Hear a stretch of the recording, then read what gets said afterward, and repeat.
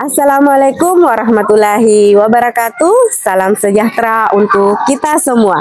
Perkenalkan, saya Nur Indasari, guru SMP Muhammadiyah Rapang, Kecamatan Pancarijang, Kabupaten Sidemreng Pada Rapang. apresiasi GTK 2025, saya akan membagikan praktik baik saya, Sigani Tangguh, siap gawangi naturalisasi lingkungan melalui kegiatan penghijauan dan pengelolaan sampah. SMP Muhammadiyah Rapang merupakan sekolah berbasis pesantren. Kondisi tersebut berdampak langsung pada meningkatnya produksi sampah setiap hari, terutama dari dapur asrama dan area kantin santri. Sampah organik seperti nasi, sayur, dan kulit buah bercampur dengan sampah anorganik berupa plastik, kemasan minuman, bungkus makanan ringan, serta kertas bekas. Tumpukan sampah sering menimbulkan bau tidak sedap, mengundang lalat dan hewan kecil, serta menurunkan kenyamanan lingkungan sekolah. Selain itu, masih terdapat peserta didik yang belum memiliki kebiasaan membuang sampah pada tempatnya. Selain persoalan kebersihan, sekolah juga menghadapi tantangan terkait minimnya ruang terbuka hijau. Sebagian area sekolah yang semestinya dapat digunakan untuk penghijauan belum dimanfaatkan secara optimal. Melihat permasalahan tersebut, hati saya tergerak untuk melakukan langkah konkret yang tidak hanya menyelesaikan persoalan penumpukan sampah, tetapi juga membangun kesadaran ekologis di kalangan peserta didik. Saya menggagas program Sigani Tangguh, singkatan dari Siap Gawangi Naturalisasi Lingkungan melalui kegiatan penghijauan dan pengolahan sampah. Melalui Sigani Tangguh, saya berharap mampu menghadirkan wujud nyata dari transformasi pendidikan yang menitik beratkan pada pembelajaran mendalam, serta mendukung pencapaian dimensi profil lulusan, khususnya pada dimensi keimanan dan ketakwaan terhadap Tuhan Yang Maha Esa dan kolaborasi serta kesehatan. Untuk mewujudkan hal tersebut tentunya dihadapkan pada berbagai tantangan yang saya hadapi, yakni rendahnya kesadaran dan perilaku ramah lingkungan peserta didik, minimnya fasilitas pengolahan sampah yang memadai, belum ada tempat sampah yang terpisah antara organik dan anorganik. Guru, pembina asrama, dan peserta didik pada awalnya belum memiliki keterampilan dalam mengolah sampah secara kreatif dan ramah lingkungan. Keterbatasan ruang terbuka untuk menanam pohon atau membuat taman hijau, dan kurangnya kolaborasi lintas pihak seperti Dinas Lingkungan Hidup, Badan Penanggulangan Bencana, dan dosen praktisi. Untuk mengatasi permasalahan yang ada, saya menggerakkan komunitas belajar saya, yaitu komunitas belajar Sibali Reso. Kami berkolaborasi bersama kepala sekolah, rekan guru, pembina, peserta didik, serta mengajak mitra sekolah dalam kegiatan ko-kurikuler di sekolah kami, yakni Sigani Tangguh. Tahap awal pelaksanaan praktik baik dimulai dari kegiatan pengenalan masalah lingkungan kepada seluruh warga sekolah. Guru dan pembina asrama mengajak peserta didik mengamati kondisi nyata di sekitar sekolah, mulai dari tumpukan sampah di area dapur, selokan yang tersumbat, hingga kurangnya tanaman hijau di sekitar asrama. Tahapan selanjutnya adalah kontekstualisasi. Pada tahapan ini, kami melakukan pemetaan kondisi dan potensi lingkungan yang ada di sekolah kami bersama dengan mitra kolaborator, yakni dosen praktisi, untuk memberikan pelatihan teknis tentang pengolahan sisa makanan menjadi ekoenzim dan media tanam. Dinas Lingkungan Hidup memberikan edukasi tentang sistem pemilihan sampah serta pentingnya daur ulang dalam menjaga ekosistem, dan Badan Penanggulangan Bencana Daerah memberikan penyuluhan tentang keterkaitan antara kebersihan lingkungan dan mitigasi bencana banjir. Kegiatan inti atau aksi utama meliputi kegiatan yang pertama, pelatihan dan demonstrasi pengolahan sampah, yang mana dosen praktisi dan Dinas Lingkungan Hidup memberikan pelatihan langsung kepada peserta didik dan guru mengenai cara memilah sampah organik dan anorganik, pembuatan ekoenzim dari sampah sisa makanan yang kemudian dijadikan pupuk untuk tanaman.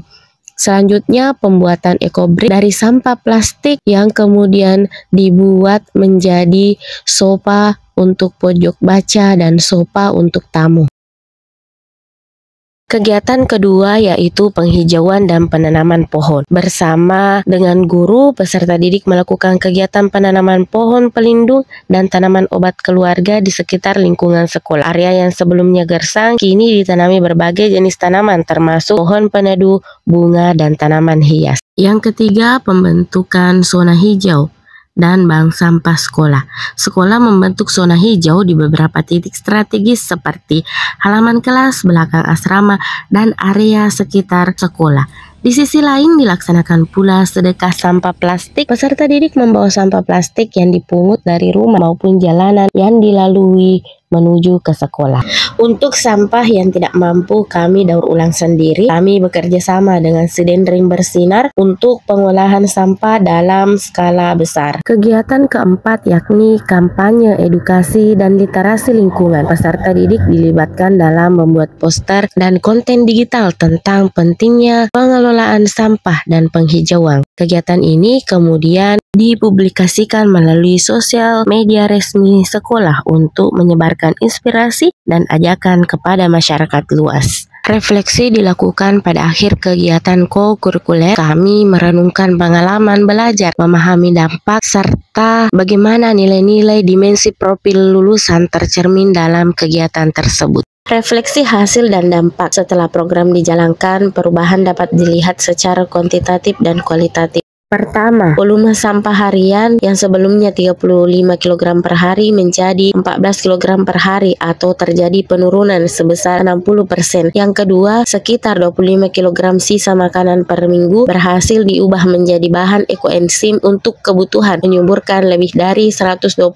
tanaman hias. Yang ketiga, melibatkan seluruh warga sekolah bersama Dinas Lingkungan Hidup menghasilkan penanaman 46 pohon pelindung dan tanaman produktif seperti ketapang kencana, bonsai, tabebuya, dan bunga-bungaan. Yang keempat, 85% warga sekolah menyatakan lebih peduli terhadap kebersihan dan kelestarian lingkungan. Dan yang kelima, meningkatkan kolaborasi antara mitra sekolah dengan 219 peserta didik serta 25 guru, staf, dan pembina. Dampak lain yang dirasakan adalah meningkatnya citra sekolah sebagai lembaga pendidikan yang peduli terhadap isu lingkungan. Hal ini terlihat dari penghargaan sebagai salah satu sekolah adiwiyata Kabupaten Sidrap, serta meningkatnya minat masyarakat untuk mendaftarkan anaknya sekolah di sekolah kami. Dengan semangat hijaukan sekolah, sehatkan bumi, tumbuhkan peduli, Sigani Tangguh siap menjadi pelopor sekolah ramah lingkungan yang tangguh dalam menghadapi tantangan zaman dan memberi dampak positif bagi generasi mendatang. Nah, sekarang alhamdulillah berkat dengan kolaborasi lingkungan hidup, BPBD, dan dosen praktisi, anak-anak kami kini lebih sadar akan pentingnya menjaga kebersihan, mengolah sampah, dan menghijaukan lingkungan sekolah. Itulah. Perkenalkan, nama saya Nasri.